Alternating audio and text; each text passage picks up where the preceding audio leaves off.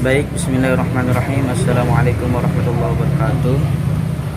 Saya Jujun Gunawan dari kelompok 2 akan sedikit membahas tentang materi, yaitu model-model dan karakteristik penelitian tindak kelas. Sedikit membahas pengertian penelitian tindak kelas. Penelitian tindak kelas itu berasal dari kata bahasa Inggris, yaitu Classroom Action Research, yang artinya berarti penelitian dengan melakukan tindakan yang dilakukan oleh guru di dalam kelasnya sendiri melalui refleksi diri dengan tujuan untuk memperbaiki kinerjanya sebagai guru, sehingga hasilnya itu bisa memperbaiki hasil belajar siswa menjadi lebih meningkat. Itu sekilas tentang pengertian penelitian tindak kelas. Nah, setelah melakukan dari pengertian tadi yang kita bahas, di sana kan ada salah satunya merefleksi diri. Nah, dari hasil refleksi diri itu kita akan menerapkan model-model penelitian tindakan kelas. Nah, yang mana model-model penelitian tersebut itu ada 5 macam, ada 5 model, yaitu yang pertama model Kurt Lewin, yang kedua model Chemist dan McTaggart, yang ketiga model John Elliott, yang keempat model McCarman, dan yang kelima model Dave Ebbutt. Nah, dari hasil refleksi tadi kita akan mencocokkan, kita akan menyesuaikan tingkat kemampuan kita ini akan menggunakan model yang mana. Nah, adapun model yang pertama itu model Kurt Lewin, yang merupakan model yang selama ini menjadi acuan pokok. Nah, jadi model ini itu dari berbagai model action research, terutama classroom action research. Lewin adalah orang pertama yang memperkenalkan action research. Nah, konsep pokok action research itu menurut Lewin itu terdiri dari 4 komponen. Yang pertama itu ada perencanaan atau planning, yang kedua tindakan acting, yang ketiga pengamatan observing, dan yang terakhir itu refleksi reflection. Nah, jadi hubungan keempat komponen itu dipandang sebagai satu siklus ya. Baik, lanjut ke model yang kedua, yaitu model Chemist dan McTaggart. Nah, model ini yaitu model yang dikembangkan oleh Stephen Chemist dan Taggart. Nah, tampak masih begitu dekat dengan model Lewin. Dengan model yang pertama itu nggak jauh beda lah. Nah, karena di dalam satu siklus atau putaran itu terdiri dari 4 komponen juga ya, yaitu yang pertama tadi perencanaan, planning, tindakan, action, dan observasi dan refleksi. Nah, namun bedanya itu model Chemist and McTaggart ini, nah setelah suatu siklus selesai dilaksanakan, khususnya sesudah refleksi, kemudian diikuti dengan adanya perencanaan ulang atau revisi terhadap implementasi siklus sebelumnya.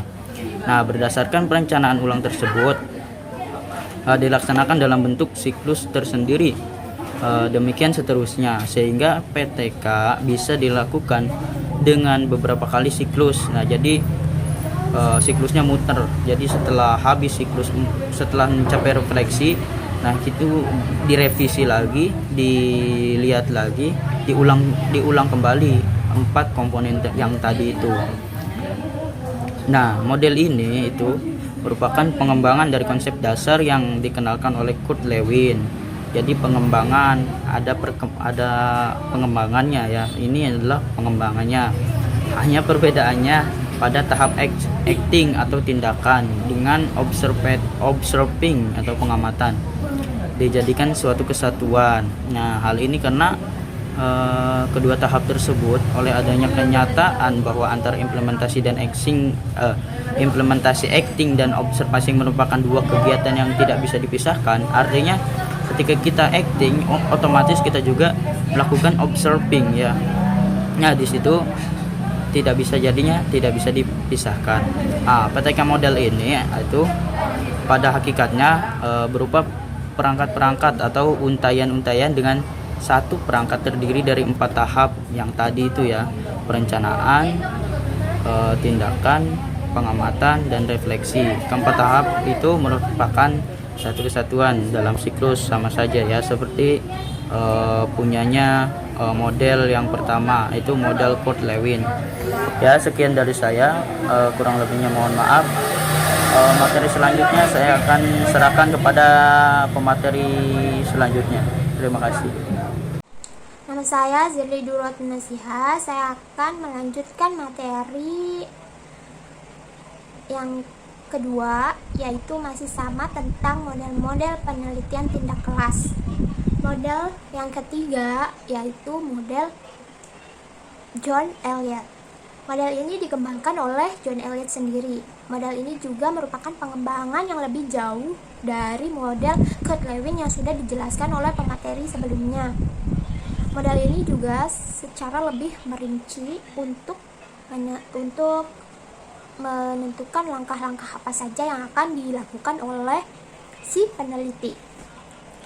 Nah, model yang keempat yaitu model McConaughey. Model ini juga disebut dengan proses waktu atau a time process model. McConaughey sendiri itu mengatakan untuk pemecahan permasalahan harusnya dilakukan secara rasional dan demokratis. Nah, model yang terakhir ini, yang kelima, ada model dari Dave Abboud, disebut dengan model Abboud atau model Dave Abboud. Abboud sendiri mengatakan bahwasannya pengembangan model dari KEMS itu bukanlah yang paling baik untuk mendeskripsikan adanya proses tindakan dan refleksi. Beliau Abboud ini juga sudah memperhatikan laju penelitian tindak kelas. Beliau juga sangat berusaha untuk memperlihatkan bahwasannya terdapat perbedaan teori sistem.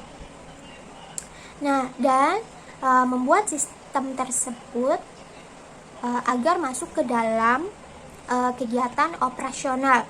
Mungkin itu saja materi dari saya, kurang lebihnya mohon maaf. Selanjutnya akan ada materi yang terakhir yaitu karakteristik penelitian tindak kelas yang akan dijelaskan oleh Mbak Nini Fitriani. Assalamualaikum warahmatullahi wabarakatuh. Saya Nini Fitriani. Saya pemateri ketiga akan memaparkan materi tentang karakteristik penelitian tindakan kelas. Oke. Karakteristik